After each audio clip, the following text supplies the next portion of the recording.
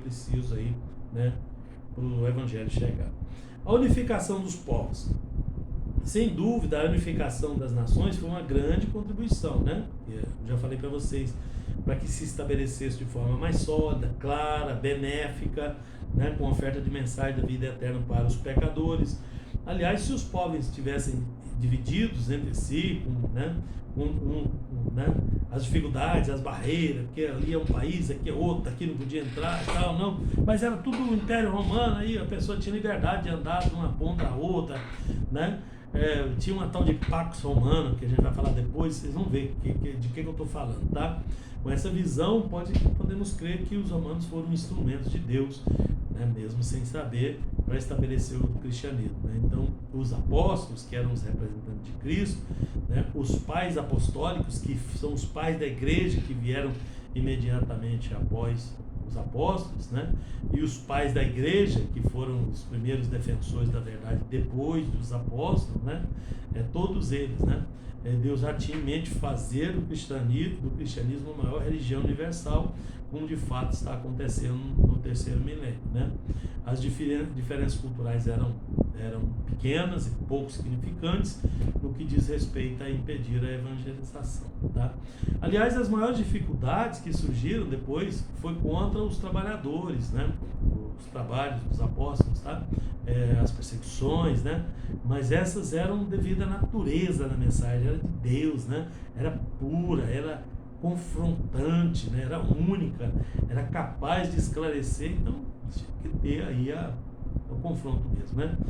Aí chegamos à paz, que eu falei para vocês, a Pax, em latim, né? Latim é língua dos romanos, Pax Universal. Além de unificar o povo, né, e os povos e homogeneizar as culturas, o Império introduziu uma paz que era considerada universal, né, chamada Pax Romana, né? A força bélica ajudou a dominar os povos, né? Deu a força, deu a guerra, e foi sem dúvida uma grande contribuição, né, essa paz que reinava na época e as pessoas podiam se movimentar, tá? Bom, tem também a facilidade de comunicação, a capacidade administrativa dos romanos era invejável, eles tinham as estratégias para administrar o reino, né, que era invejável isso, não só Roma, né, na Itália, mas para gerir os negócios de todos os países conquistados, né, eles sabiam entrar e sair com a vitória nas mãos, né, eles agiam de uma maneira forte, com gerenciamento forte, né, e com muita esperteza, né, e eles conquistaram e muita coisa, né, até a chegada de Cristo para a propagação do Evangelho. Os gregos contribuíram também, né? A Grécia era o berço da sabedoria, lembra dos filósofos gregos? Da inteligência, da filosofia, né? Porque lá brilhou o hábito de pensar demoradamente, descobrir coisas profundas que ninguém havia cogitado ainda, né? Todas as cidades do Império Romano tinham sido influenciadas pelo espírito grego antes do domínio de Roma, tá? O forte trabalho comercial, a grande ansiedade de disseminar a filosofia fizeram da Grécia, né, um país pequeno, admirado por todo mundo. Isso foi, logicamente, uma grande contribuição para a pregação do Evangelho, tá? Porque abriu a cabeça do povo para receber novos conhecimentos, novas ideias e outras formas de pensar. Os apóstolos acharam grande parte do povo com a cabeça aberta. Lembra que eu falei para vocês que os gregos contribuíram muito, né, para a vinda do Evangelho? E foi uma mudança de cultura, né, uma mudança profunda. As pessoas estavam ávidas por saber, queriam saber as coisas, né?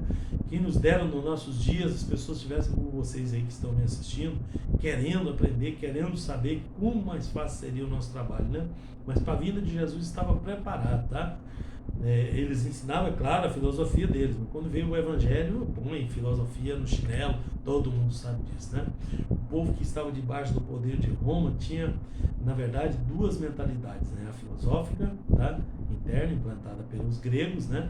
E a visão política, bélica dos romanos, né? Então eles tinham duas, né? Tinha aquela força dos romanos, aquela coragem, tinha a inteligência dos gregos, tá? Esses dois temas aí foram pesquisados profundamente por eles, né? Então temos a teologia mítica e a teologia intelectual, né? Os pensadores aí do primeiro século, né, foram principalmente três, né? Da era pré-Cristo, né? Sócrates, Platão e Aristóteles, são chamados filósofos clássicos, tá? Então esses pensadores aí contribuíram muito também com a sua filosofia, apesar de também não saber, né? E preparar o povo para receber a palavra de Deus, né? Claro que a filosofia, em muitos pontos, ela entra em choque com a teologia, mas são choques pontuais. Na maior parte das vezes, estudar o homem não entra em choque com a Bíblia, não, tá? Só quando há uma tendência maligna ali de querer encaixar uma coisa com a outra. Outra contribuição valiosa dos gregos foi a propagação do idioma da Elade, né? Pois o mundo romano falava grego, e isso, a Elade é os helenistas, os gregos, tá? E facilitou a pregação do evangelho, porque são descendentes desses eládios aí, tá? Os que são chamados de helenícios, helenizados, tá? Jesus e os apóstolos falavam, né, em aramaico, tá? No tempo de Jesus, ali eles falavam aramaico. Por que eles falavam aramaico e não hebraico, pastor? Porque eles foram levados para o cativeiro por 70 anos. Nesses 70 anos eles perderam a sua identidade, quase perderam o seu idioma. Vou falar disso no outro capítulo, tá? E eles voltaram de lá falando caldaico-aramaico, tá? Inclusive quando Esdras mandava ler a Bíblia, né? Quando voltaram do cativeiro, 432, né? Antes de Cristo, tá? Tinha que ter intérprete, porque eles não entendiam mais o hebraico, tá? Eles falavam aramaico. Até os tempos de Jesus eles falavam aramaico, tá? Mas os autógrafos são os escritos originais da Bíblia. Autógrafos são os originais, tá? Os autógrafos da Bíblia, né? Os livros do Novo Testamento foram escritos em grego, tá? Porque era a língua praticada em todo o Império Romano, onde a evangelização iria iniciar. Então não fazia sentido eles escreverem em aramaico, que seria para eles aqui, para os persas lá, né? Que nem estavam lá mais, né? Então, os judeus, por chamada de Jeová, os judeus eram o povo escolhido, né? Para representar todo mundo, né? Apresentar a religião monoteísta a esse mundo perdido, né? Eles tinham a mensagem correta, tá? Eles tinham um plano universal, tá? Eles fizeram um trabalho aparentemente menor que os gregos, mas de muito maior valor, né? Porque era de valor eterno, né? Porque só eles tinham as condições para, através da lei, apontar o pecado e, por meio da mesma doutrina, indicar o Salvador. Apontar o pecado e indicar o Salvador. Apontar o pecado e indicar o Salvador. Aí o nosso objetivo estrutural, aí o nosso objetivo principal da igreja. Será que nós perdemos o foco? Apontar o pecado e o Salvador? Será? Indicar o Salvador? Apontar o pecado. Tá. Assim sendo, pensem nisso, tá?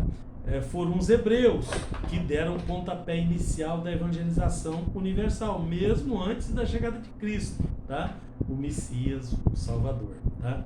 Eles, judeus, tá? Agora chamados de judeus, porque depois que eles voltaram do cativeiro, mesmo se fosse benjamita, se fosse levita, era todo mundo chamado de judeu. Até hoje eles chamam de judeu lá, tá?